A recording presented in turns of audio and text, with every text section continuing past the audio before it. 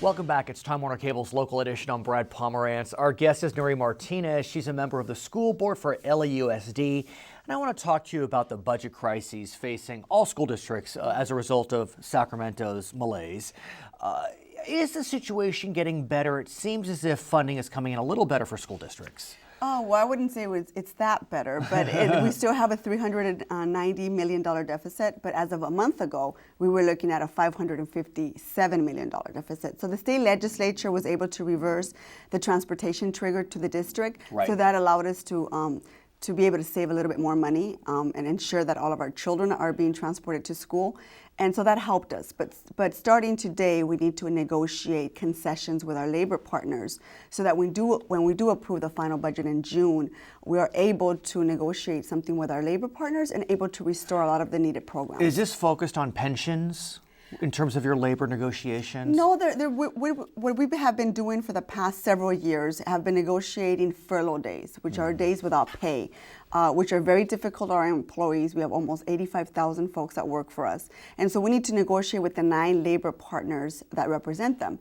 And with every furlough day is a savings for the district. So that means we can get to also restore some of the programs we're cutting. But it's also one less day of education for the children. It depends. We haven't talked about shortening the school year yet for this coming year. But holidays are usually paid. So we can also talk about perhaps non-paid holidays. Is something that we could that's on the table. It's always on the table. Let's talk about the potential for shortening the school year. As you know, the governor has proposed a tax initiative. Other organizations have proposed tax initiatives.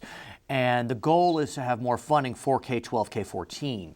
What the governor has said is if his tax initiative or some tax initiative does not pass, there will be dramatic cuts to schools. And that could result in furlough days. That could result in shortening the school year. Have you taken a position on the tax question? We actually, as a school board, have voted to put a parcel tax in the November ballot. Your own parcel tax? Because the reason it's important for us, the property owners will have to be voting on taxing themselves $298 a year. What that generates for the district is almost $300 million, which we get to control.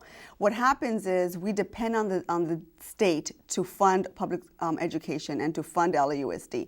That's not working. The state owes public education almost $9 billion in deferrals over the past 5 years. It's obviously not working. So we need to help ourselves. And so as a district, we have supported a parcel tax to be on the November ballot. Will you need 2/3 to get that tax passed? That's correct. And we need 63% of the voters to be able to pass this.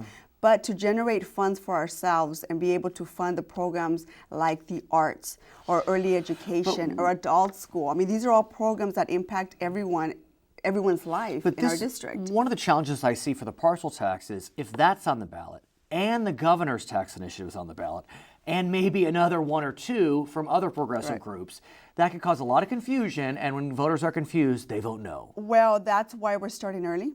And that's why these shows are important, and that's why we need to get out there as elected officials and explain why LAUSD needs to be able to pass its own parcel tax and be able to control our own destiny in so many words, because it's not working. Traditionally, voters have been generous when it comes to bonds, parcel taxes. In November 2010, there were 53 on the ballot, 40 passed, some needing 2/3.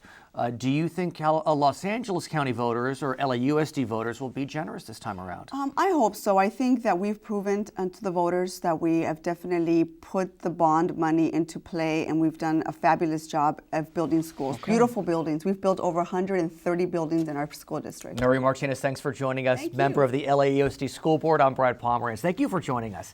Back to HLN.